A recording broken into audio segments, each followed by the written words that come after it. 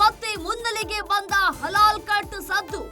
ಯುಗಾದಿ ಸಮೀಪಿಸ್ತಾ ಇದ್ದಂತೆ ಮತ್ತೆ ಹಲಾಲ್ ಕಟ್ ವಿವಾದ.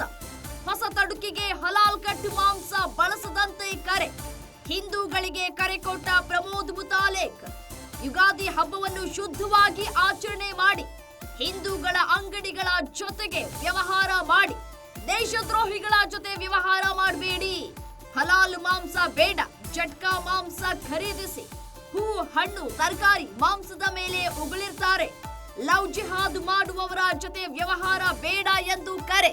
ಈಗ ಬರುವಂಥ ಯುಗಾದಿ ಮತ್ತು ಶ್ರೀರಾಮನವಮಿ ಹಲಾಲ ಮುಕ್ತ ಯುಗಾದಿ ಮತ್ತು ಶ್ರೀರಾಮನವಮಿ ಆಚರಣೆ ಮಾಡಬೇಕು ಅಂತನ್ನುವಂಥದ್ದು ರಾಜ್ಯದ ಎಲ್ಲ ಹಿಂದೂಗಳಿಗೆ ನಾನು ಹೇಳ್ತಾ ಇದ್ದೇನೆ. ಕಾರಣ, ಯುಗಾದಿ ಹೊಸ ವರ್ಷದ ಒಂದು ಹಬ್ಬ, ಅದು ಶಾಸ್ತ್ರೋಕ್ತ ವೈಜ್ಞಾನಿಕವಾದಂಥ ಅತ್ಯಂತ ಶ್ರೇಷ್ಠವಾದಂಥ ದಿನ ಹಲಾಲ್.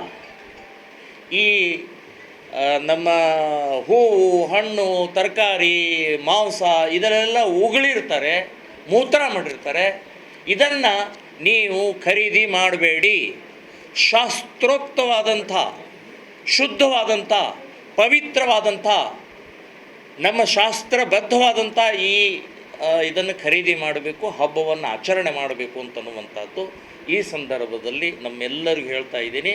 ಗೋಹಂತಕರ ಜೊತೆಗೆ, ಗೋಭಕ್ಷಕರ ಜೊತೆಗೆ, ಗೋಕಳ್ಳತನ ಮಾಡುವಂಥವ್ರ ಜೊತೆಗೆ ಯಾವುದೇ ರೀತಿಯ ಹಬ್ಬವನ್ನು ಆಚರಣೆ ಮಾಡೋಕ್ಕೆ ಹೋಗಬೇಡಿ. ಪಾಕಿಸ್ತಾನ್ ಜಿಂದಾಬಾದ್ ಅಂತ ಹೇಳುವಂಥ ಆ ದೇಶದ್ರೋಹಿಗಳ ಬೆಂಬಲ ಕೊಡುವಂಥವ್ರ ಜೊತೆಗೆ ನೀವು ವ್ಯಾಪಾರ ವ್ಯವಹಾರ ಮತ್ತು ಯುಗಾದಿ ಹಬ್ಬವನ್ನು ಶುದ್ಧವಾಗಿ ಆಚರಣೆ ಮಾಡಿ ಅಂತನ್ನುವಂಥದ್ದು ಈ ಸಂದರ್ಭದಲ್ಲಿ ನಾನು ಹೇಳ್ತೇನೆ.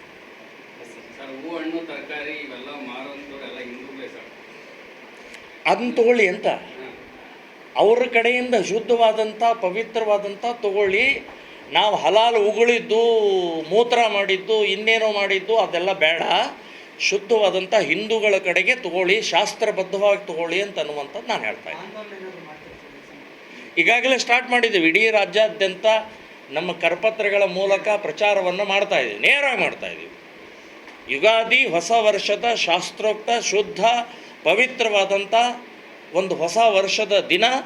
ನಾವು ಯಾವುದೇ ರೀತಿಯ ಮಾಂಸದ ಈ ಹಲಾಲ್ ಮಾಂಸ ಖರೀದಿ ಮಾಡಬೇಡಿ. ಝಟಕಾ ಮಾಂಸವನ್ನು ತಗೊಳ್ಳಿ, ಶುದ್ಧವಾದಂಥ ಮಾಂಸವನ್ನು ತಗೊಳ್ಳಿ. ಶುದ್ಧವಾದಂಥ ತೆಂಗಿನಕಾಯಿ ಇರ್ಬೋದು ಅಥವಾ ಪೂಜಾ ಸಾಮಗ್ರಿಗಳಿರ್ಬೋದು, ಇದನ್ನೆಲ್ಲವನ್ನು ತಗೊಳ್ಳಿ ಅಂತನ್ನುವಂಥದ್ದು ಹೇಳ್ತಾ ಇದ್ದೀನಿ. ಲವ್ ಜಿಹಾದ್ ಸಂಬಂಧಪಟ್ಟಾಗೆ ಹಿಂದೂ ಹೆಣ್ಣು ಮಕ್ಕಳನ್ನು ಅಪಹರಿಸುವಂಥವ್ರ ಜೊತೆಗೆ ವ್ಯವಹಾರ ಮಾಡೋಕ್ಕೆ ಹೋಗಬೇಡಿ, ಶುದ್ಧ ಆಚರಣೆಯನ್ನು ಮಾಡಿ ಅಂತನ್ನುವಂಥದ್ದು ಹೇಳ್ತಾ ಇದ್ದೀನಿ.